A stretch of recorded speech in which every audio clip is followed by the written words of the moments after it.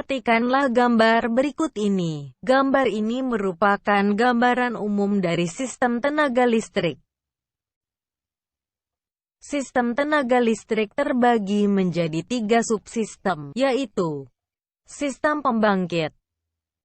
Sistem pembangkit meliputi PLTU, PLTA, PLTD, PLTG dan lain-lain.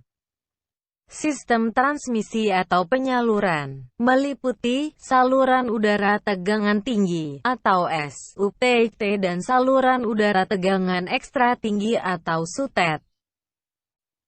Dan sistem distribusi meliputi jaringan tegangan rendah atau JTR dan jaringan tegangan menengah atau JTM. Sistem distribusi berguna untuk menyalurkan tenaga listrik dari sumber daya listrik besar, bulk power source, sampai ke konsumen. Fungsi distribusi tenaga listrik adalah 1. Pembagi atau penyaluran tenaga listrik ke beberapa tempat pelanggan. 2. Merupakan subsistem tenaga listrik yang langsung berhubungan dengan pelanggan, karena catu daya pada pusat-pusat beban pelanggan dilayani langsung melalui jaringan distribusi.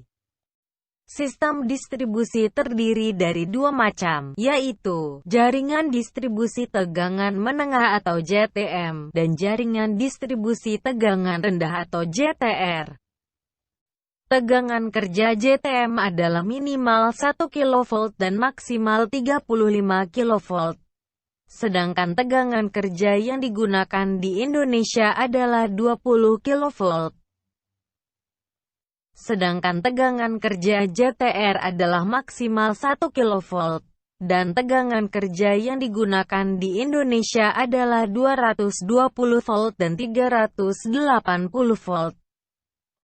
Selanjutnya kita akan membahas tentang konstruksi sistem distribusi. Konstruksi jaringan distribusi dapat berupa saluran udara dan saluran bawah tanah.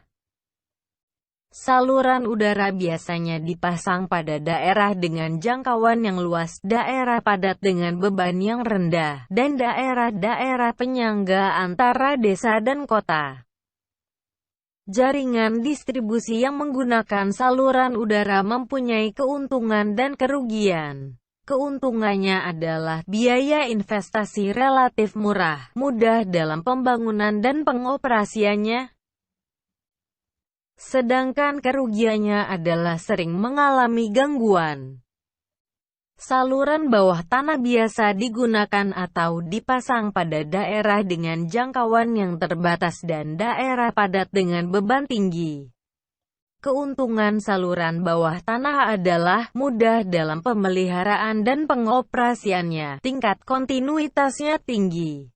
Sedangkan kerugiannya adalah sulit dalam pembangunannya dan biaya investasi mahal. Secara umum, konfigurasi jaringan tenaga listrik hanya terbagi menjadi 2, yaitu jaringan radial dan jaringan tertutup atau loop.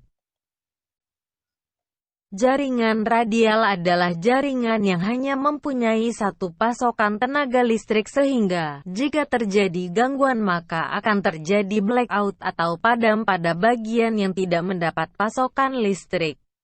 Jaringan tertutup adalah jaringan yang mempunyai alternatif pasokan tenaga listrik, sehingga, jika terjadi gangguan, bagian yang mengalami blackout atau pemadaman dapat dikurangi atau bahkan dihindari.